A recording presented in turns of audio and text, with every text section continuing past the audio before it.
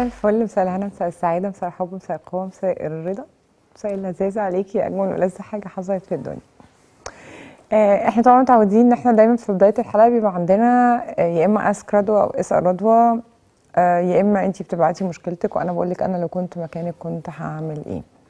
لكن الحقيقة الاسبوع ده غريب جدا، في حوادث غريبة جدا،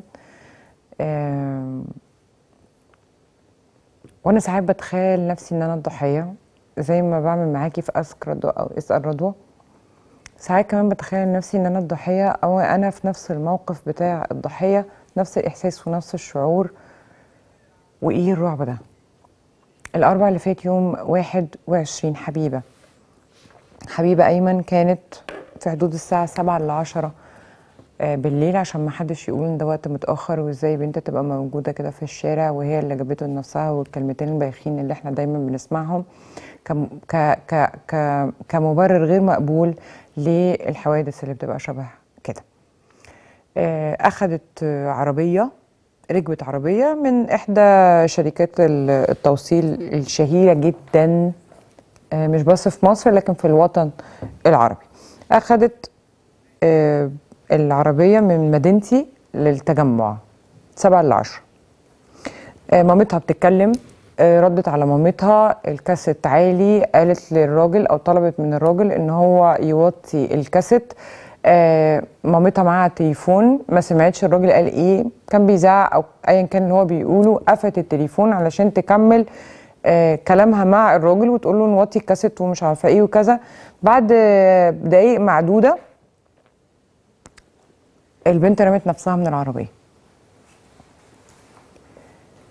ليه بقى حد بنت عندها أو حبيبة عندها 23 سنة ممكن ترمي نفسها من العربية والعربية ماشية على الطريق؟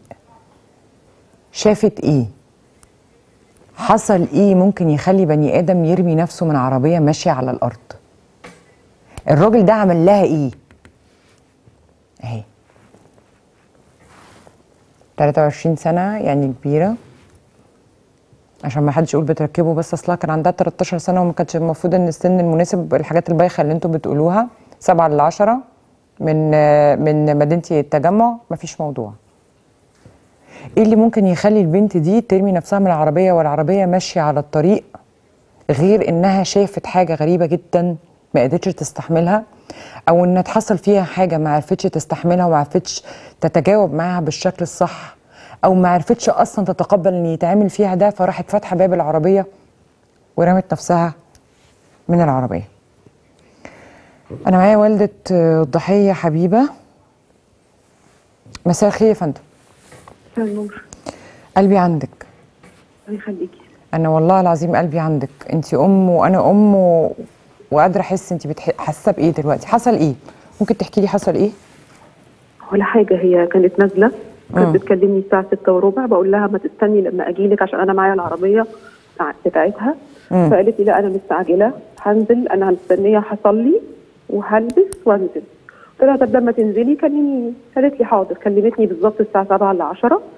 قالت لي انا لسه راكبه اوبر اهو من تحت البيت وهتحرك. فانا هي بتكلمني انا مش سامعاها، صوت الكاسيت عالي جدا. فانا عماله اقول لها يا بنتي هو انت راكبه مع مين؟ قالت لي ده مع كذا، مع السواق. فقلت لها طب قولي له يوطي، انا مش سامعاكي. فقالت له ممكن توطي شويه، ممكن توطي. هو راح عمال بيبقى انا مش سامعه هو بيقول لها ايه، بس حد عمال بيبرطم لان صوت الكاسيت عالي قوي. فقالت لي خلاص. قلت لها طب انا هبقى في التجمع بجيب اختك من الدرس، لما اخلص اعدي اقابلك. قالت لي طب هنبقى نتكلم ونتفق. بس وقفلت معاها على الاساس ده. قلت لها لما توصلي كلميني. قالت لي طيب. هو بقى وانا قبل ما اقفل كان هو وطى الكاسيت وكان جاله مكالمه تليفون وكان بيتخانق في التليفون. بس انا طبعا برضه مش عارفه تفسري. فانا بقول لها في ايه؟ قالت لي لا لا لا ده حاجه، ده راجل مش طبيعي، انا مش عارفه ماله ده، بس بتقولها بصوت واطي عشان هو ما يسمعهاش. قالت لي، قلت لها طب ما تنزلي. قالت لي لا لا خلاص انا خرجت اهوت من مدينتي. قلت لها طب اول ما توصلي طمنيني، وقفلت. مفيش بعدها الساعه 8 ل 5 بالظبط لقيت صاحبتها بتكلمني بتقول لي يا طنط الحقي تعالي انت فين؟ قلت لها انا في التجمع. اي طب تعالي لنا. الساعه كام؟ الساعه كام؟ 8 إلا 5. اصحابها كانوا في التجمع وراحوا لها مكان الحادثه.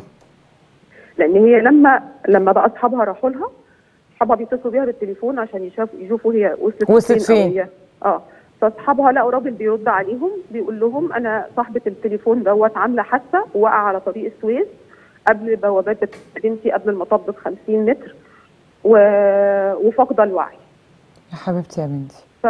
فاصحابها جريوا راحوا لها على هناك، فصاحبتها لما على بال ما وصلوا لها من التجمع لهناك، وطبعا يعني هم مش عارفين يقولوا لي الخبر ازاي، لان هم حتى بيكلموني يقولوا لي ايه اصلها كانت راكبه كذا وعملت حادثه فحضرتك تعالي. طب اجي فين؟ طب ادوهاني اكلمها. اصلها راكبه العربيه الثانيه قدامنا. فانا يعني مش هنعرف نكلمها، اصلها ما معهاش تليفون. مش عايزين يخضوكي عليها. مش عايزين يخضوني. طبعا انا لما رحت فقالوا لي طب تعالي عشان احنا بس هي عندها شويه خدوش ومش عارفه ايه، طب تعالي بس احنا ايه في مستشفى الشروق العام. على بال ما رحت المستشفى دخلت لقيت بنتي في الطوارئ والارض كلها غرقانه دم، هدومها كلها متقطعه، قلعه الفرد يعني قلعه الجزمه فرده مقطعه تماما وفرده سليمه، انا مش عارفه ازاي. الهدوم كلها غرقانه دم، راسها كلها مفتوحه والارض كلها غرقانه دم.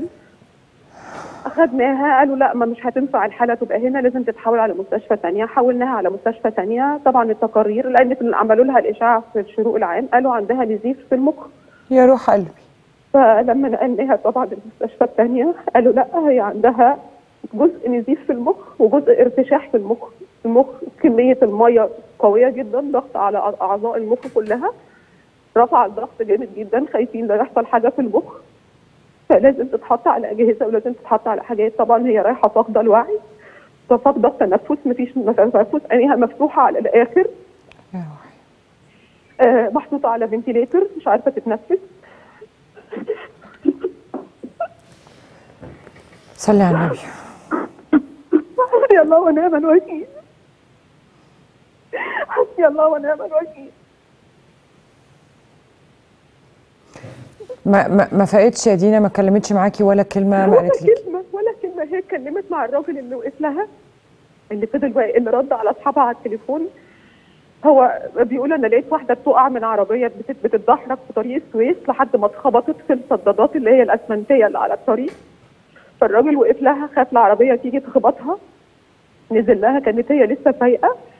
فكل اللي قالوه لها لا انت في ايه اللي حصل؟ ايه اللي حصل؟ قالت له فلان كان هيخطفني. وبعد كده جالها زي تشنجات، ده كلام الراجل اللي وقف لها، جالها تشنجات كتير قوي قوي وراحت مرجعه جامد جدا. وبعد ما رجعت فقدت الوعي لحد بقى ما اصحابها اتصلوا وجولها دينا. طبعا انتوا عملتوا محضر مش كده؟ انا لما رحت المستشفى فلقيت البوليس ولقيت كل حاجه هناك. عملتوا محضر خطف ولا تحرش واغتصاب وخطف ولا عملتوا محضر ايه؟ انتوا عملتوا محضر ايه؟ اول حاجه محضر طبعا ان هو كان هيخطفها. لان هي ده اللي هي الثلاث كلمات دي اللي هي قالتهم قبل ما تخش في الغيبوبه، لان هي في غيبوبه تامه ومفيش اي تحسن في حالتها. هي محطوطه على الاجهزه من يوم الاربعاء بالليل لحد النهارده مفيش اي تحسن. قلبي عندك يا دينا، وادعي ربنا سبحانه وتعالى، وان شاء الله هيبقى امتحان. ليل ونهار ان احنا بندعي لها. ان شاء الله هيبقى امتحان وهيعدي وهتطلع منه زي الفل، وكلنا هندعي لها، وانا هدعي لها، وبطلب من الجمهور انه يدعي لها تقوم لك بألف سلامه وبألف صحه وبأحسن حال، وتاخدي حقك وتاخدي حق بنتك.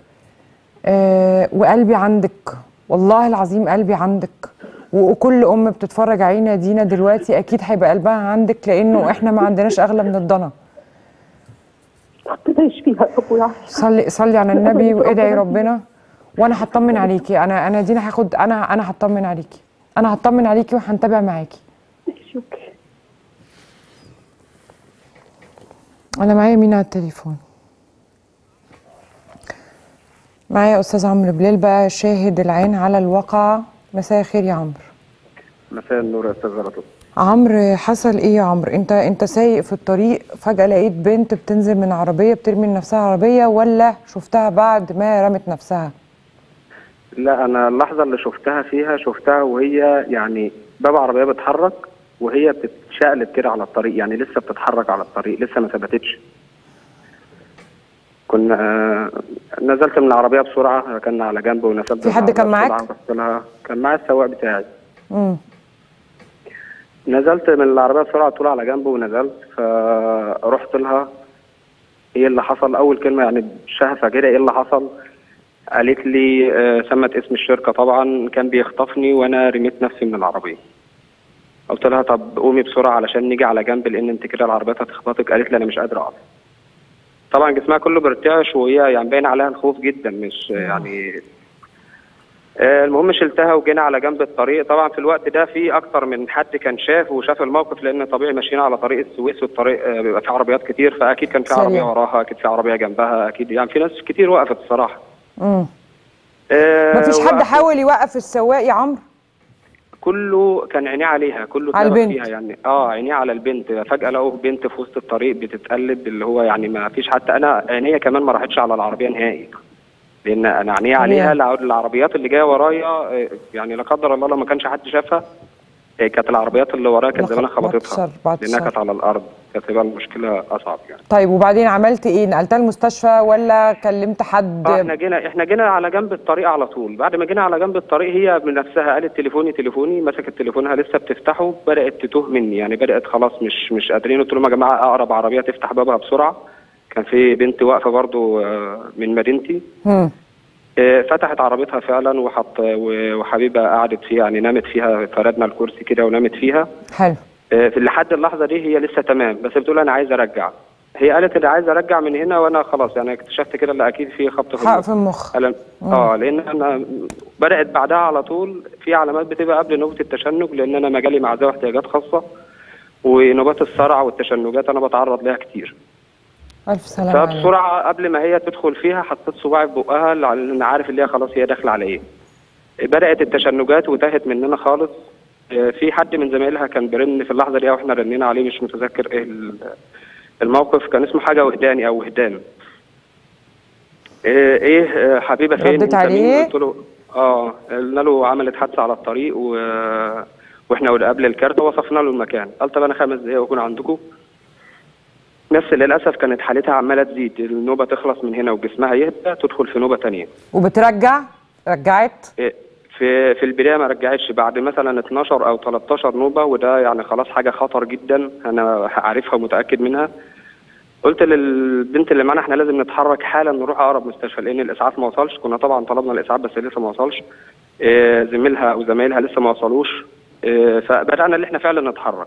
البنت اتحركت معايا ويا دوبك عدينا من الكارته ولفينا الدوران. زمايلها كانوا بداوا خلاص يوصلوا قصادنا في العربيات، فهم طبعا قلقانين عليها، صمموا ان احنا ننقلها معاهم. اتنقلت معاهم وانا برضو يا زي ما انا صباعي في بقها مش عايز اشيله، لان هي كان المصدر الوحيد للنفس ليها هي الفراغ اللي بين صوابعي. هي مش قادره وبدات خلاص الموضوع يكون اكبر بكتير. ايه اقرب حاجه؟ قلنا المركز الطبي بتاع مدينتي، رحنا هناك. اول ما شافوا الحاله وكده عملوا الاسعافات الاوليه، قالوا يا جماعه بس دي الامكانيات اللي موجوده عندنا مش. ايوه والدتها دينا عمرو كانت لسه معايا دلوقتي وكملت بقيه الحكايه. رحت النيابه طلبتك؟ في حد حقق معاك؟ اول ما وصلنا المستشفى عشان مستشفى عام بتاع الشروق، كان هناك اصلا بيبقى امناء الشرطه وكده، لما لقوا الموضوع كبير قاموا متصلين المباحث جت.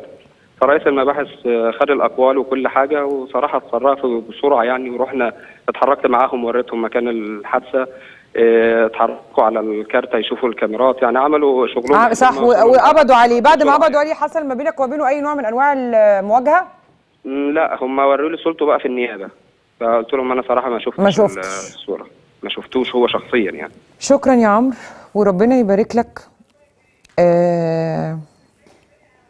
ويا رب ما حد يقع في دقيقه، ولو وقع في دقيقه يبقى في حد في طريقه زي عمرو بلال. وسبحان الله لو دينا مامة حبيبه لسه بتسمعنا، فانا اعتقد ان دي علامه من ربنا سبحانه وتعالى ان هو حط حد في طريقها ينقذها، وحد عنده حاله شبيهه فيعرف يتصرف معاها او يعرف يعمل لها الاسعافات. ف يمكن يكون يا دينا دي علامه من ربنا سبحانه وتعالى انه القدر حصل او الحادثه حصلت، لكن انا هحط لها عمرو يعرف يديها النفس الاولاني لحد ما تنتقل المستشفى، لحد ما انت تظهري، لحد ما توديها حته تانيه، وان شاء الله ترجع لك بالف سلامه.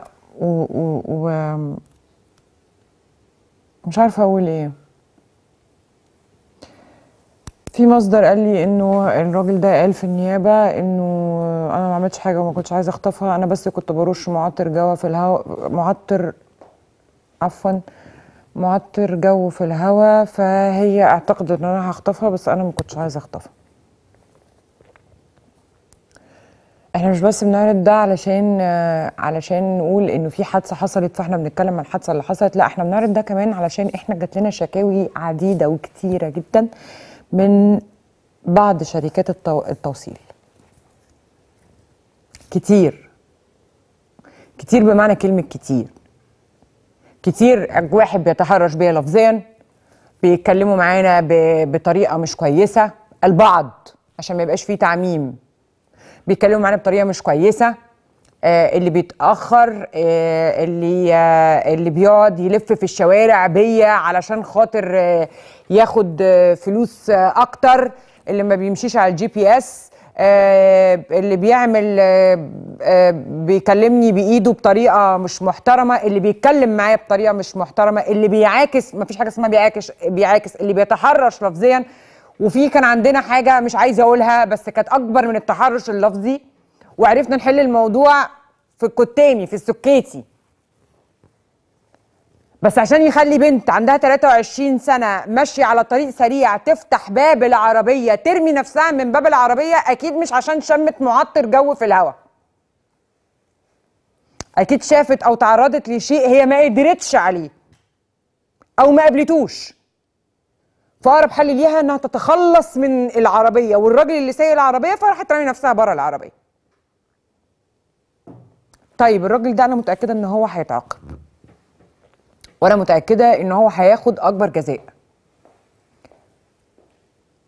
لكن بقى اللي ما اتقفش، اللي اتحلت مشكلته سكيتي وكتامي، زي ما طلبت امبارح من وزاره التربيه والتعليم انه يتم الكشف النفسي على المدرسين، النهارده بقول يتم الكشف النفسي على اللي بيسوق العربيه، اللي معاه ارواح البني ادمين. زي ما احنا بنعمل له اختبار سواقه نعمل له اختبار نفسي، نشوفه بني ادم مظبوط ولا مش مظبوط. ومفيش ملايكه على الارض يا جماعه، انا عندي عيوب وانت عندك عيوب وانت عندك عيوب وكلنا عندنا عيوب، لكن عيب عن عيب يفرق. العيب اللي انا بضر بيه نفسي غير العيب اللي بضر بيه الاخرين، ولما يبقى هذا العيب يوصل لدرجه الخطف او الاذى او التحرش اللفظي او الجسدي تبقى مصيبه سودة لاولادنا، الولاد والبنات. فارجو من جميع شركات التوصيل التاكد زي ما هم بيتاكدوا ان اللي بيسوق ده عارف يسوق عربيه، عارف يسوق حياه كمان، عارف يسوق ارواح بني ادمين، او عارف يحافظ على ارواح البني ادمين، عارف يحافظ على وجودهم معاه في العربيه. ودي مش اول مره يحصل شكوى او يحصل حاجه زي كده من السائقين او بعض سائقي شركات التوصيل. وكتير بيبعت لي على الانستجرام وكتير بيبعت لي على الفيسبوك وعمل فيا وحصل كذا ودي نمره العربيه وكذا ومش عارفه ايه، واحنا يا جماعه بنقول يعني احنا هنحل المشكله مع فلان الفلاني، لانه احنا في الاول وفي الاخر ما نقدرش نعمم، وفي الاول وفي الاخر ما نقدرش نقول انها في واحد مسؤول عارف ان في واحد بيسوق هيعمل كده في ضحيه، ما بنقدرش نقول ده. لكن في الاول وفي الاخر ما هو كل واحد يا جماعه يشيل شيلته، ما هو كل واحد مسؤول لازم يشيل شيلته.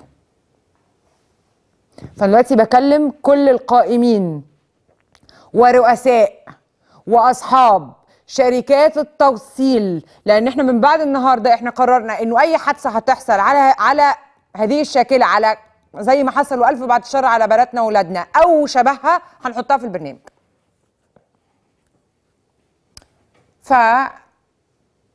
اعملوا لهم اختبارات نفسيه، اللي يعدي من السواقه والاختبار النفسي اهلا وسهلا بيه، اللي ما يعديش من الاختبار النفسي مع السلامه، روح اتعالج وبعدين تعالى اشتغل.